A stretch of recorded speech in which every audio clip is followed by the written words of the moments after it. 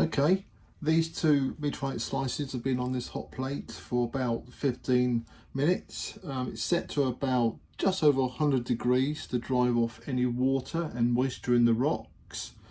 And I use this heat curing resin, 2-part resin.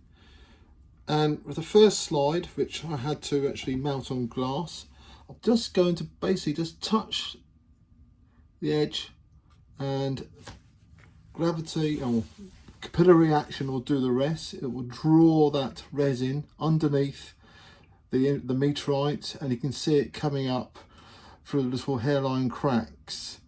And when that cures, that piece of rock, that meteorite, would be fully secure, and it'd be easy just to basically rub down flat before I mount a thin section glass slide on it.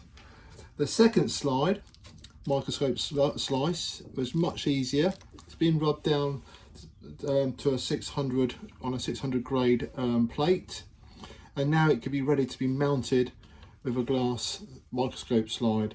I've already got a diamond edge pen, and I've marked in the identification number on the back, and that's the surface which would be opposite to the actual thin section, because I don't want to rub that away on the plates when I'm making the thin section.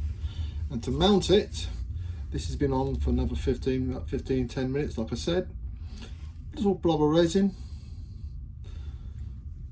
let it spread out as it heats up, and make sure the microscope slide is absolutely spotless. There's no fingerprint marks, no moisture, and you just basically angle it on to the microscope slice, rub it down, and make sure there's no bubbles which you can see between the meteorite and the glass. They usually stick out quite well, so you can actually, if they're easy, just push them to one side, because at the moment everything's fluid. And that'll take about 10 to 15 minutes to cure. And once it's cured, you take it off the hot plate, leave it on the side so it doesn't crack if you allow it to cool down too quickly. So I leave it on the side so it's about halfway to room temperature for about 10 minutes. Then I'll put it on a cold surface to get fully cool before I do anything else with it, just to avoid cracks.